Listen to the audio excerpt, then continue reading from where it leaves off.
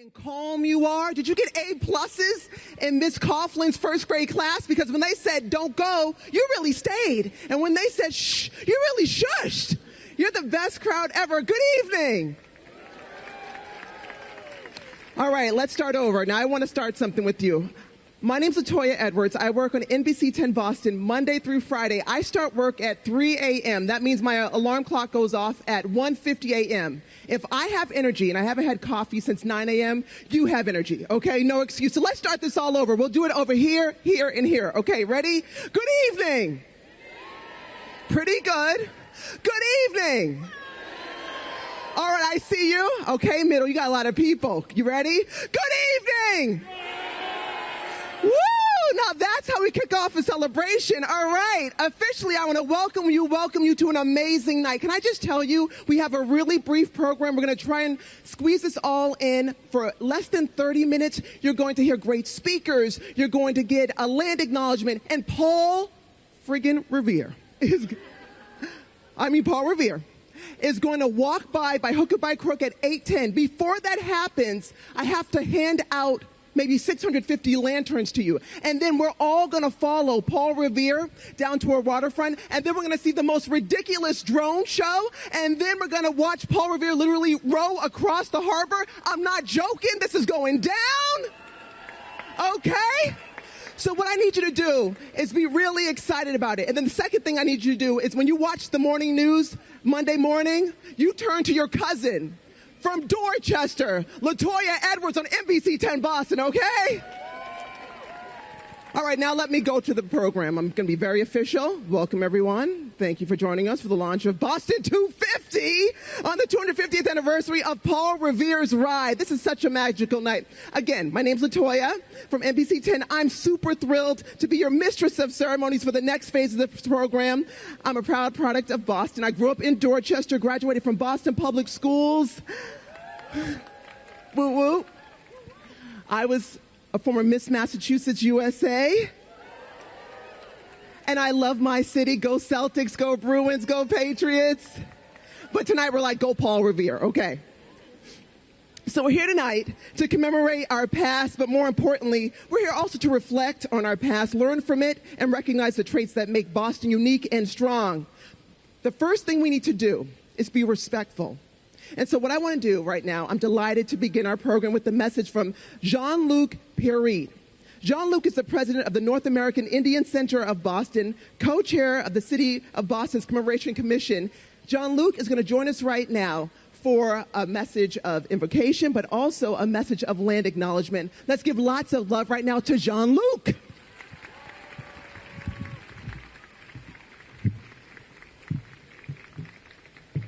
To my relations, greetings and thanks.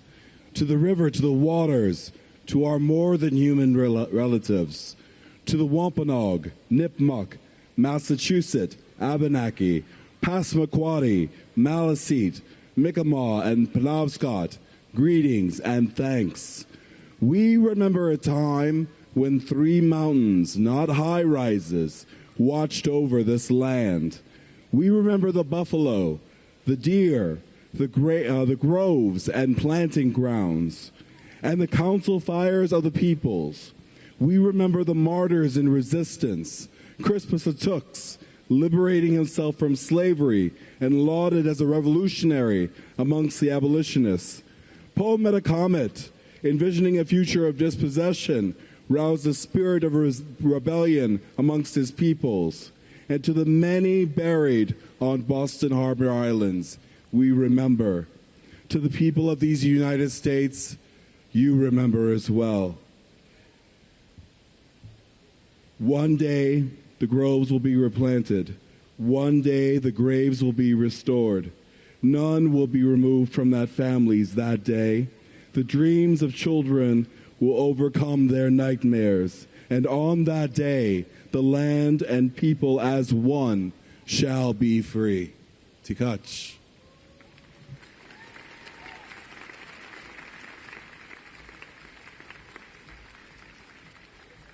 Jean-Luc, thank you so much. All right, Boston, if you're new here, and I know we have a lot of tourists in town, so I just want to share something. as a true daughter of the city, and anybody who you bump into can tell you, because we all feel this way if you're born and raised here, or if you're, yeah, you know it, okay. So Boston has never been satisfied with the status quo. It is literally in our DNA to go boldly into the unknown, to run contrary to what's customary, to imagine a better way and then make it so. For more than 250 years, we've been bucking tradition. That's been Boston's tradition. This is a city where old sits seamlessly alongside new. Tradition doesn't get in the way of innovation, and cultural movements regularly spring from our soil. Will always be a city of everyday, ordinary revolutionaries. Boston is known as the birthplace of America's revolution. So a polite and refined historical retrospective, hold on, let me turn the page, won't do justice to Boston's fiercely independent spirit. Boston 250 is about honoring Boston's long lineage of uprising and innovation with a semi-quincentennial initiative that is expansive and it's inclusive, representing Boston's past, its present, its future. Boston 250 is an open invitation for everybody to join us for a celebration as ambitious, as exuberant, and as inviting as the city itself. I'm honored to help you kick this off and be involved. And with that, I'm thrilled to be able to pass the microphone right now to the inspiration for Boston 250's vision, visionary and fearless leader, the mayor of Boston herself. Give it up for Mayor Michelle Wu.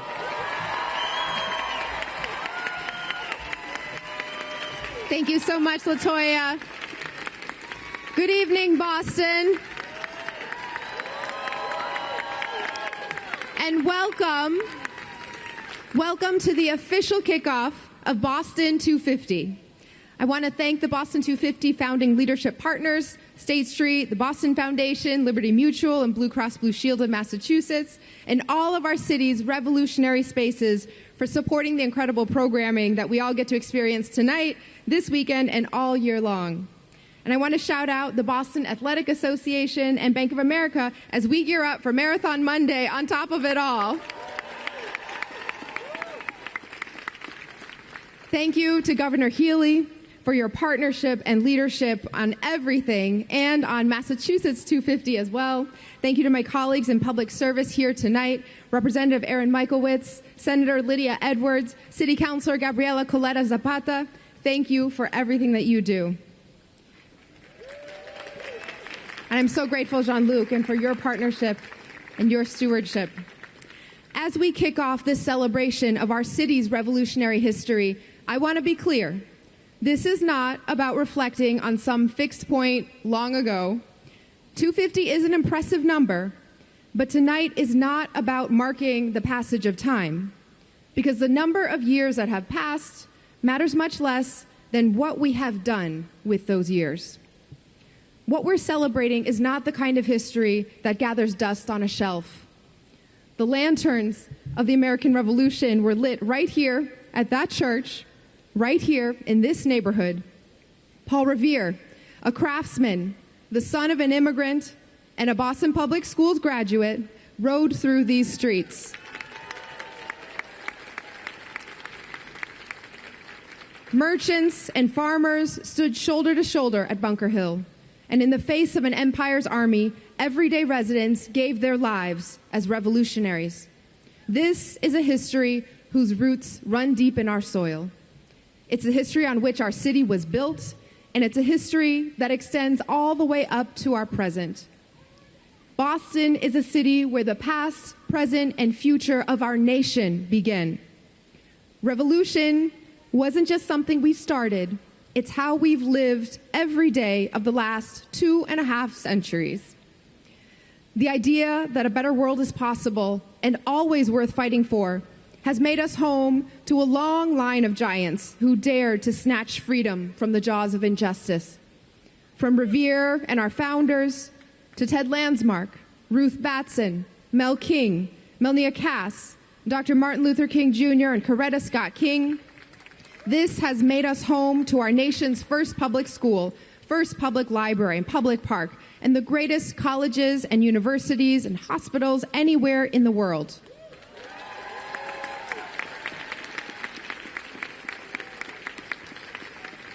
This spirit has made us a hub of invention, innovation, and the highest quality of life-saving care. It has made us the city of champions, undaunted by curses and streaks, because we know there's nothing we can't do when we come together, no matter the odds. So, as we follow Revere on his ride, remember that this evening is just one sliver of something much bigger. As we cheer on the Celtics in the playoffs Sunday, and as we cheer on our friends, family, and neighbors in the marathon on Monday, remember that what we're celebrating isn't what the history books say. It's the way of life that's made possible when we choose to press on in the face of uncertainty, when we link arms with each other and stand up to tyranny.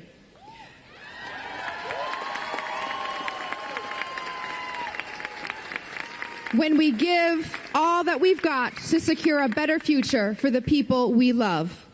What we're celebrating tonight, this weekend, and every day here in Boston is the beauty of possibility in the city that gave this nation its freedom and has never stopped fighting to keep it alive. Thank you to all of you for continuing to make us the revolutionary city we are.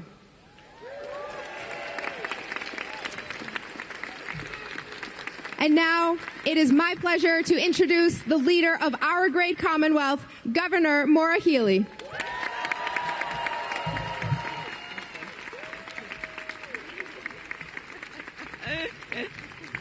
Good evening, Boston.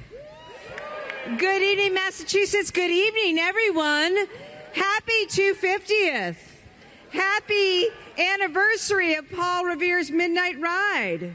And don't let anybody tell you otherwise. The beginning of America's independence and the birth of this great country. It's so great. It's amazing. I wish you could all be here and see what is out before me, this expanse of people celebrating, gathering. Thank you so much, everybody, for coming out tonight, showing your love for this country, for this great state, for our great city of Boston. And thank you to Mayor Wu for your great leadership, for your resolve, for your commitment to the actual values and ideals that made this country great. Thank you to you and your team for everything that you've done for Boston 250. Thank you to our colleagues in government, Councilor Coletta Zapata, Senator Lydia Edwards, also a JAG. Thank you for your service to our nation in many forms. And of course, to this neighborhood's very own Chairman Aaron Michaelwitz. And thank you to this vibrant North End community. I also want to acknowledge that play that was just put on. Was that not beautiful? That was amazing. What a gift to all of us. So thank you, our playwright and all of our actors. Thank you who worked so hard to make tonight possible.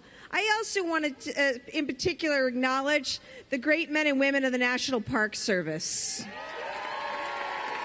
We love you in Massachusetts. We value you. We want more of you. We are blessed to have you. You are national treasures. Thank you, one and all, for what you do at the Old Ironsides, what you do on Bunker Hill, what you do over here and across our great state and across our great country. I just wanted to say big love from this Commonwealth to all of you. So tonight, from here to Concord, all over the place, we're going to be celebrating. I mean it, all over the place. We're going to be celebrating this incredible moment, an incredible moment in world history. This is where it all began. This is where the beacon went up. Paul Revere, William Dawes set out to rally every farm and village and town. And the people of Massachusetts responded. They defended their communities. They put their lives on the line. They defied a king and his army. And in doing so, launched this great American experiment. And they didn't stop there. These events defined a revolutionary spirit that we, the people of Massachusetts still embody today. At every moment in our history, we sent up the beacon and made freedom a reality for more people, leading the abolitionist movement to resist and end slavery, leading the movement for women's suffrage and universal suffrage, leading on civil rights, on education, on health care, on marriage equality. Because at our best, we have always lit the lanterns. We've always been the beacon. We always answer the alarm. This is the legacy of this hallowed ground. This is our DNA. This is who we are. So we know that Paul Revere's alarm was more than a call to arms. It was a call to courage, a call to action, a call to will, a call to collective determination, and a call to stand up and show up for freedom. And as I stand here, I'm committed, we're committed to ensuring that Massachusetts champions these values in this moment, at this time in the history of our great nation. So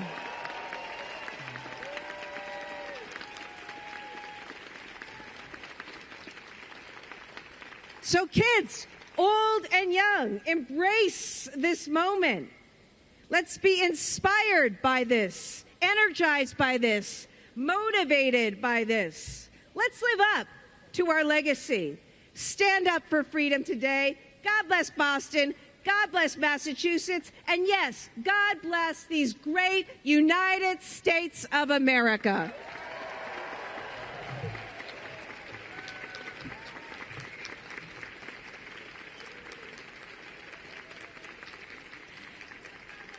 I want to bring forward someone very special. I mentioned Aaron Michaelwitz earlier, a person who is working so hard for all of us across this great state, a person who knows and is of this neighborhood. I don't know if he's ever seen it so filled, but let's put our hands together for Chair Aaron Michaelwitz. Thank you, Governor. Thank you so much.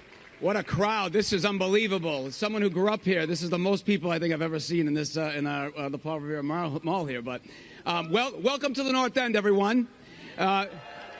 We like to think we invented America here in this small little neighborhood of Boston. And, we just want to celebrate today. Today is not just about celebrating what happened 250 years ago. And I want to thank everyone for putting this together, for putting Boston 250 together, for the mayor, the governor, everyone, all the nonprofits that were involved. Thank you for everything you're doing. But I'm going to be brief because I know we got to take some lanterns down to the waterfront here. And I just want to say that we are not just celebrating what happened 250 years ago. We are celebrating what we've done in this city and in this country every day, which is celebrate our history. We have celebrated what made this country great 250 years ago every single day by cultivating, by treasuring, by loving the history of this country and loving the history of this city and exactly what we did today. That's why you see this neighborhood, all the buildings are very small, so you can make sure everyone gets to see the Old North Church and the steeple that's right there. You're able to see it all the way from Charlestown. Maybe, hopefully, we don't have to use it ever again in order to be able to see through Charlestown. But you never know. So the fact is that we want to make sure that we are keeping things, the history alive, the history well. I want to thank all the nonprofits for doing it every single day in this community, all the work that they do along the Freedom Trail and every step away across the Commonwealth. So thank you so much, and let's all celebrate. Thank you very much. And it is my honor to bring up my partner in the legislature who also represents this neighborhood, Senator Lydia Edwards. Good evening, everyone. I do recognize we're pressed for time. So I just want to say again, welcome and thank you for all of you being here tonight. My name is Lydia Edwards. I'm the state senator, and I am honored to represent and be part of a body that has a legacy well over, almost as old as this country in the Massachusetts State's legislature. I'm also honored to be part of the nation's first militia, the one that stood up and answered the call many times. This militia has a legacy, not only in fighting in the Revolutionary War, but also sending the 54th, the Fighting 54th, in the Civil War on to win that war. What many of you call it is the Massachusetts Army National Guard. It is the entity of citizen soldiers. We hold that legacy, and I'm proud to be a member of it as a JAG and an attorney that defends and fights for soldiers who fight for our country. I'm here today not just to celebrate, but to remind each and every one of you that revolution ain't easy. But the beautiful thing about it, and the only thing that you can really do, is know that you can control only the beginning of it. But you don't know who gets to participate. You don't know who will answer that call. And we come in all languages, all colors, all backgrounds, and we love in all different ways. But we answer the call. Today is to remind ourselves that the baton has been passed down for generations, and we have now picked up that baton for liberty, that baton for freedom, that baton to answer when those of us who are being targeted, when those of us are being oppressed. We have that baton to fight for freedom. And I am part of that legacy, and so are all of you. So are all of you.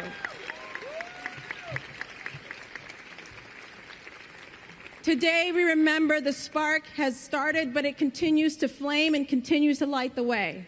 We have a long way to go, and I am standing here with many people, men and women, who may not have been part of that original vision. But the beautiful thing about democracy in this country is you can never define who is truly American and who is absolutely patriotic. We come in so many different ways and come from so many different countries, and that is something to be proud of. So I am here today to say welcome to this beautiful city, welcome to this beautiful Commonwealth, and also I'm going to bring up my friend and sister in service, City Councilor Gabriela Coletta Zapata. Thank you so much, Senator Edwards. Good evening, everyone. My name is Gabriela Coletta Zapata. I am proud to represent the two neighborhoods hosting this evening, both the North End and Charlestown, on the Boston City Council. Give it up for Charlestown, too. We love the North End, but we love Charlestown. I want to thank the governor, my colleagues in state legislature, the mayor, and all organizers and volunteers who made tonight possible. It's an honor to be here with all of you to celebrate a revolutionary moment that echoes across 2.5 centuries. A revolutionary ride that began in Boston's historic North End and crossed the darkened Charles to Boston's first neighborhood of Charlestown. Paul Revere's Midnight Ride 250 years ago was not a solitary act of heroism, but a coordinated warning cry, a call to arms that set the colonies on a path towards revolution. His lanterns in the Old North Church, his landing in Charlestown, his alert to the militias, all were acts rooted in resistance. His journey began on our cobblestones, guided by our neighbors, driven by urgency and destined for the history books. And at its core, it was powered by something even greater, patriotism, and a love for country that did not exist yet, but lived as an idea worth fighting for. As this nation faces modern struggles for justice and equality, Revere's story reminds us that ordinary people can step up in extraordinary times. This anniversary is more than just a commemoration. It's a recommitment to liberty, to civic duty, to remembering that democracy is built not just by those in power, but those willing to act boldly in moments of uncertainty. Let this celebration stand as a reminder that Boston's identity as the cradle of liberty is not inherited, but it is earned again and again. Be bold, Boston. I want to thank you all so much. Have fun. Be safe. Thanks, everyone.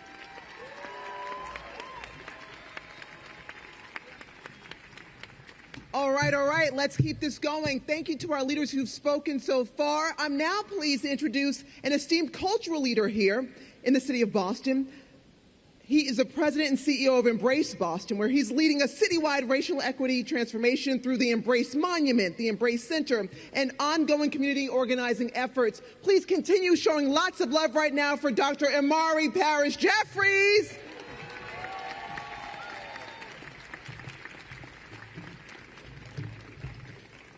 Good evening, everyone. I'm going to be quick. I'm going to act like I'm on 2x speed so we can get out here and see some lanterns and Paul Revere. Can we give a shout out to organizers of tonight's event?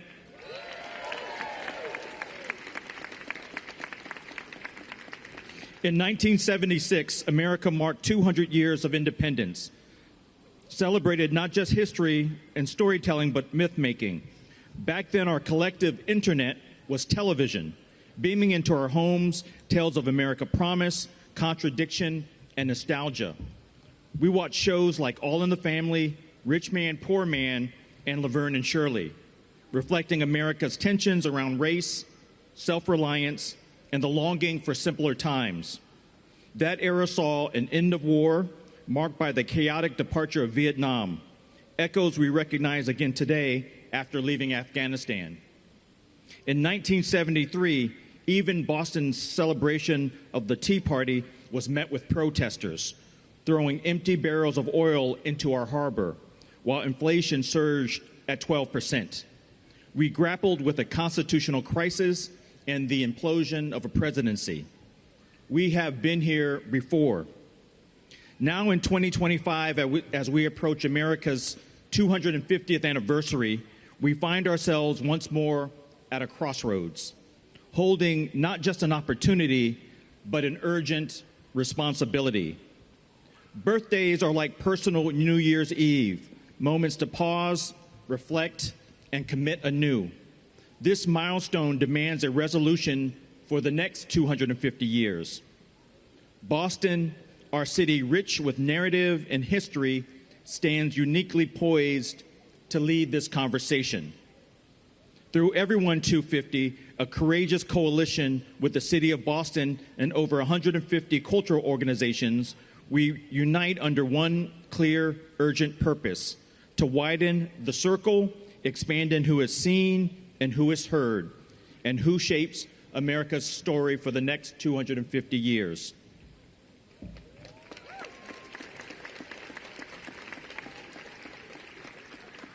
Central to our resolve is our next weekend's remembrance of the 1965 Freedom Rally, recalling Dr. King's powerful visit to Boston during the Civil Rights era. That rally resonated deeply, echoing the revolutionary spirit first ignited here in 1775, when Boston became a catalyst against colonial oppression. Nearly 2 centuries later, our city served as a crucible for civil rights activism, proving that once again our city's role as the birthplace of change. Today, on the eve of our nation's 250th birthday, let's make our resolution clear. Not about diets and workouts, although some of us need to diet and work out. Not even about those overdue calls to our loved ones. Please call your mama when you leave here.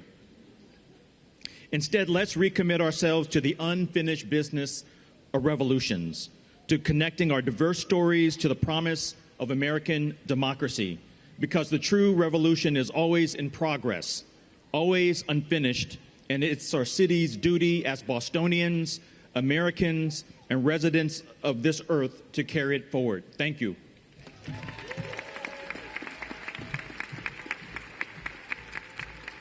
Wonderful. Now I have a quick thing. A dad just came forward. He's lost his 9-year-old little girl. Her name is Isabella. She's wearing silver. Isabella, if you're lost, walk up to the stage here. You found Isabella? Isabella, come forward, Muffin. We've been looking for you, baby. This is a night of miracles here. Oh, sweetness. Okay, see, guys, come here, Muffin.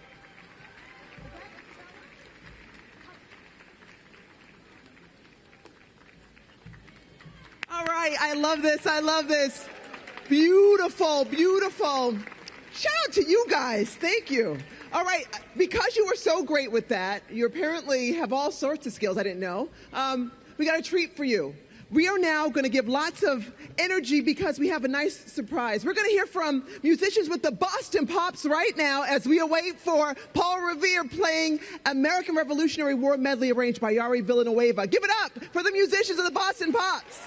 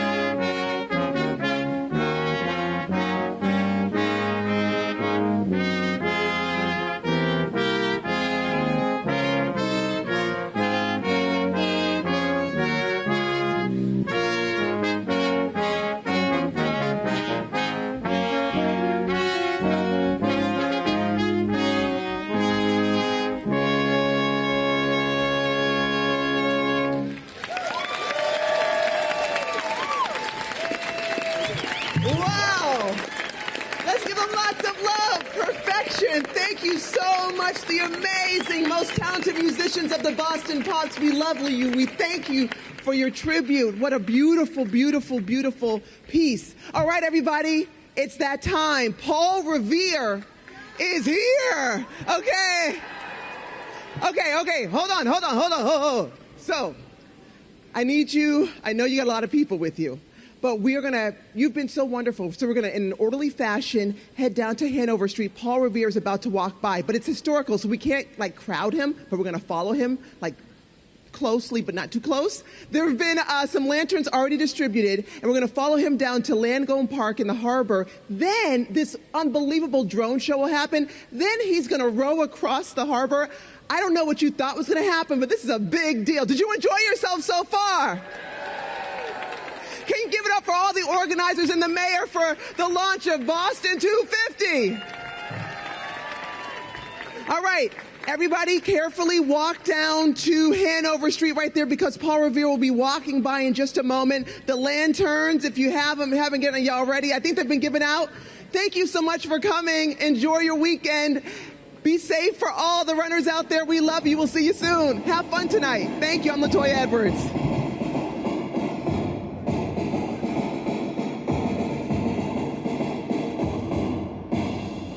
A lot of people here have lanterns, so I think you know which way they went. One if by land, two if by sea, exactly, even though it's technically a river, but nonetheless, it doesn't rhyme as well. So, they're going to row out. Those lanterns are hung as a secret signal in Old North Church, which you're going to see in a little bit, and Paul Revere, along with William Dawes, are going to ride off into history. But that revolution, that moment in time, that was not just something for Paul Revere. That was not just something for Samuel Adams, for John Hancock. It's a revolution for all who are living here. And I want to bring you to that home on North Street, that night, 250 years ago, where Paul Revere is about to leave. But when he is leaving, he's saying goodbye to his wife, Rachel. Rachel Revere, who Paul had married in October of 1773, she's there that night with their young infant son, 6 stepchildren, and her mother-in-law. And Paul Revere is essentially saying, all right, I'm leaving. I don't know when I'm going to come back. I'm about to go try and warn the countryside that an armed group of soldiers are leaving. A war might start. We have the benefit of hindsight. We know what happened. As Longfellow said, you know the rest. Revere will get off into Charlestown, ride out, warn the countryside, meet up with William Dawes, Dr. Samuel Prescott. The first shots at Lexington and Concord are fired, beginning an 8-long-year war, eventually resulting in a new nation. We know this, but they didn't. They did not know that night what was going to happen. Rachel did not know when she was going to see her husband again. She does not hear from Paul until May 1st.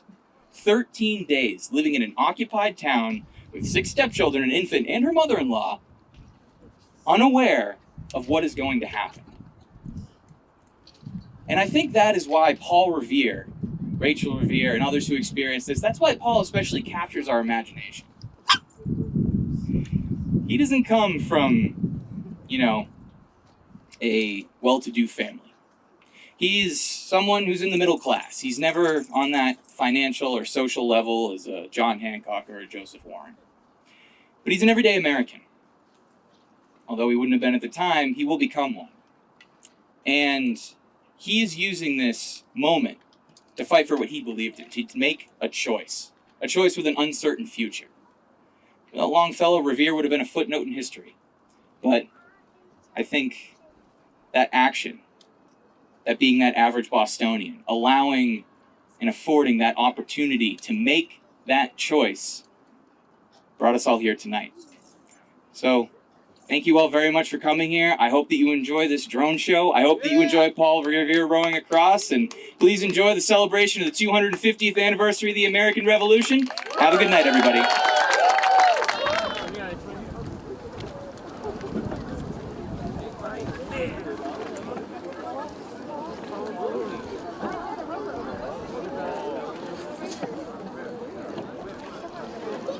He's right there. It's Paul. It's Paul. Yeah, Paul!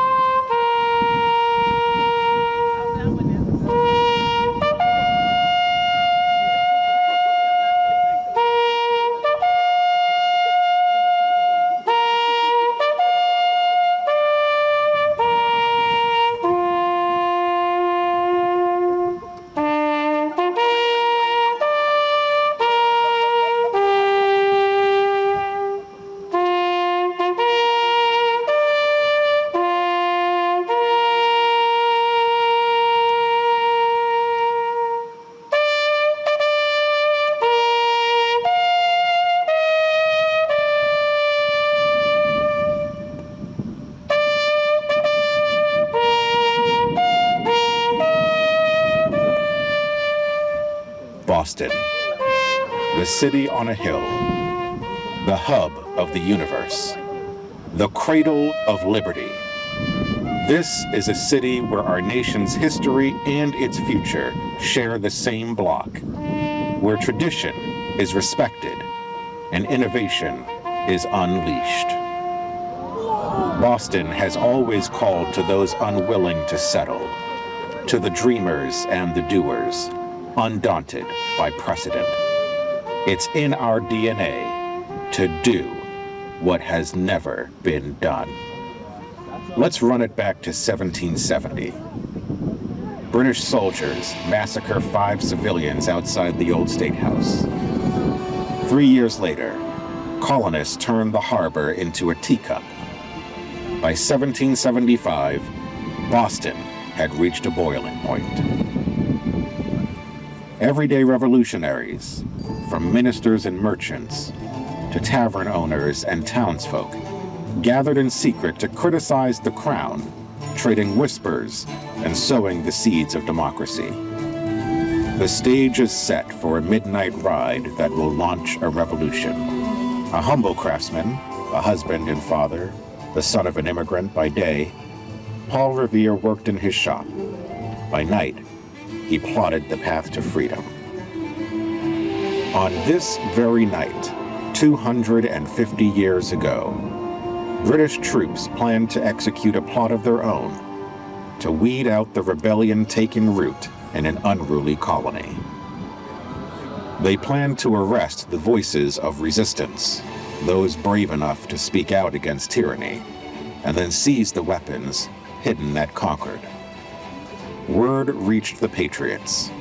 700 British soldiers were preparing to cross the Charles and march west overnight. But Boston was ready, and so was Revere, who set out under the cover of night. His mission was clear: notify those ready to fight for our freedom. The time had come.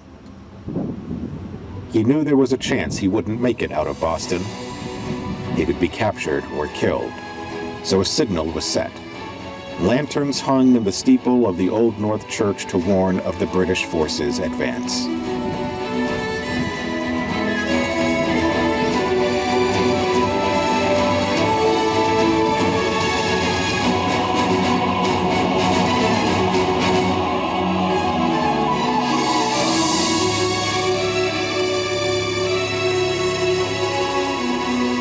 One if by land, two if by sea. Twin flames flickered in the steeple of the Old North Church, 2 beacons burning bright against the encroaching darkness of night. The British would row across the Charles.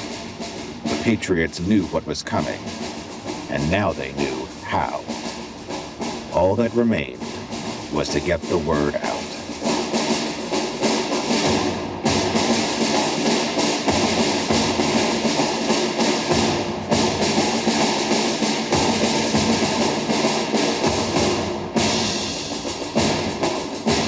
His mission before him, Revere took to the water. How many Patriots would he be able to reach? Would it make a difference? What's one more set of hands against an enemy's army? One more heart set on freedom under colonial rule? Revere didn't know, but he was going to find out. They would defend the people they loved with all that they had. Of that, he was sure.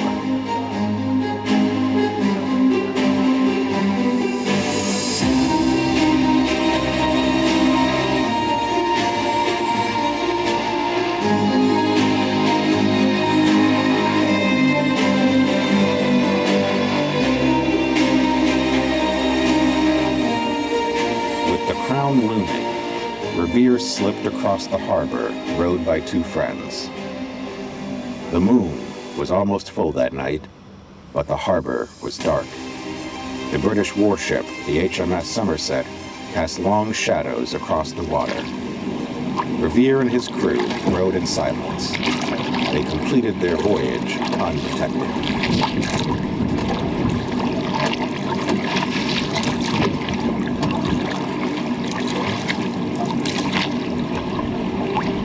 safely in Charlestown, Revere wasted no time borrowing a horse from a friend. He knew he was in for a long night ahead. But before he set off, he was warned. The British are on alert. Patrols had been spotted in the area, and there was a good chance they would stop him. Revere knew the stakes, for himself, for his family, for the freedom they all dreamed of. There would be no turning back. He saddled up and set off. Galloping through town after town on his journey toward Lexington, he roused Minutemen from their rest as he warned of British troops already in motion. The regulars are coming out! Revere made it to Lexington after midnight, spreading the word. The dream of freedom burning in his chest, he decided to go further to Concord. Before he arrived, British patrols intercepted him, his journey cut short. He was detained and questioned. But his fellow riders escaped and pressed on. With them rode the fate of the colonies. The clock was ticking. The British were coming. Militias were mobilizing. Just before dawn, British troops reached Lexington. Thanks to the light of the lanterns and the courage of Revere and his riders, the colonists met them, muskets in hand. The shot heard around the world. The revolution was unfurling. There was no stopping it now. More than 2 lanterns were illuminated that night. The fires of freedom blazed in every household and heart that heard the message of liberty. It spread through the strength of its sense. No one tells Boston how to take care of our own. We knew our fate was to be more than the subject of kings. But in Boston, we know that fate favors action, that the future takes shaping, that the land of the free will always be an ongoing project. We showed the world what 1,000 everyday revolutionaries could do at Bunker Hill. We pushed the British out of Boston and showed the world that those fighting for freedom will overcome any odds. And we never stopped fighting. We championed the end of slavery because this is the land of the free. We planted ourselves in front of bulldozers to keep our communities together. And we marched with Dr. King because we did not start a revolution to end up a nation divided. When the fight is for freedom, when it's our friends and our families that are under attack, Boston will never back down. This is the city where freedom was born. This is a city that will defend it forever. In the 250 years since Revere's fateful ride, we have pushed our understanding of freedom in one direction alone, to be bigger and broader, to welcome more of us into the fold. We will always believe that leadership is about representation, not repression, that the people should be empowered, not silenced, and that freedom is a right, not a threat. Today, we honor the brave patriots who fought for these values, who lit the flame that continues to burn bright in Boston today. Today and forever, we follow in their footsteps, ready to rise to the moment and prove what is possible. We are the people of Boston.